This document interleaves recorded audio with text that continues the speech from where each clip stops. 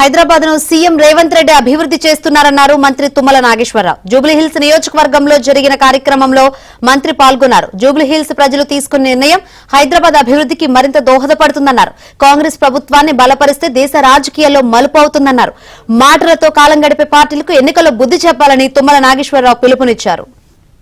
అభివృద్ధిని ఒక పక్క పెట్టి హైదరాబాద్ నగరాన్ని ఆదర్శ నగరంగా విశ్వ నగరంగా తీర్చిదిద్దేదానికి రేవంత్ రెడ్డి గారు పడే కష్టానికి ఈ ప్రభుత్వం తీసుకున్న నిర్ణయాలకి బలం చేకూరాలి అనంటే అది జూబ్లీహిల్స్ ప్రజానీకం చేతిలో ఉంది.